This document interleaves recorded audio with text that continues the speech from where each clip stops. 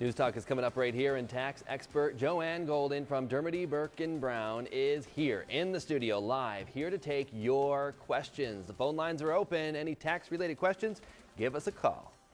Time now for Newstalk, and our guest is Joanne Golden, and she's a tax expert from Dermody Burke & Brown, here to take your calls and questions about taxes.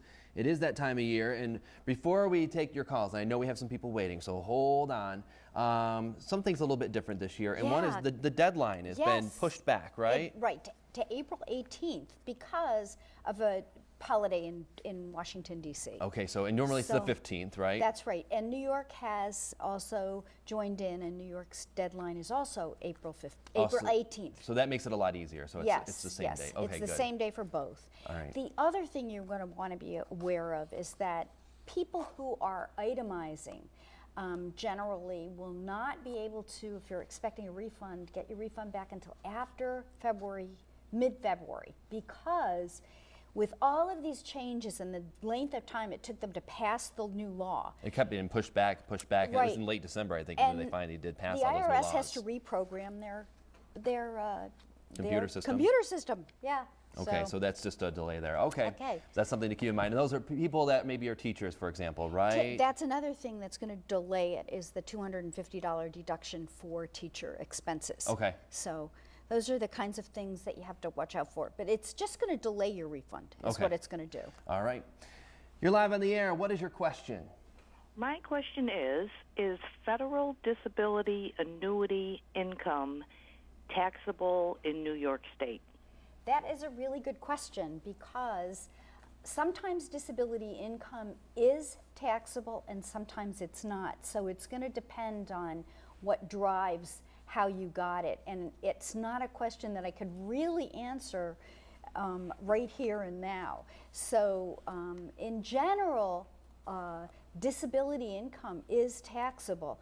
There are certain types of income sometimes that you might get that might not be taxable, but generally disability income is taxable. You will get generally a W-2 or a 1099-R. That's going to sort of give you an indication as to whether or not you must report it. So if you're getting something from your disability provider, you know, make sure that you check. Similar to when if you have a job and you get a W-2. That's right, so and you get a disability payment from a W-2 job, you know, just working. Okay. You're live on the air. What's your question? Hi, I'd like to know, when you take money out of your retirement, where do you claim that on your federal and state taxes? Right. Generally, when you claim income from your retirement, it's going to come to you and it's going to get reported on what's called a 1099-R. And there is a line on the tax return that says pensions and retirements. That's where that gets reported. If you have IRA withdrawals, which is also another kind of retirement fund, that's on a separate line. Okay. And another call. You're live on the air. What's your question? Yes, I'm wondering if inheritance money is taxable. Generally, when you inherit the money, it's not taxable to you. What may be taxable is the interest that you might earn on the money that you've inherited, or if it's a stock, dividends. And so those are the kinds of things that would drive it's the estate that's going to be taxed, right? That's right. They've paid tax because they've on the value of the estate.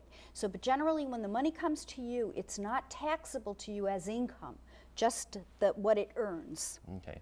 Now I know this is your busy time, right? It is becoming. But I want to make sure we're going to get you back on here before the 15th, before the 18th this year, before the 18th. I think a couple of times. Okay. All right, good. Thank you. Great. Thank you, News Don. to go coming up.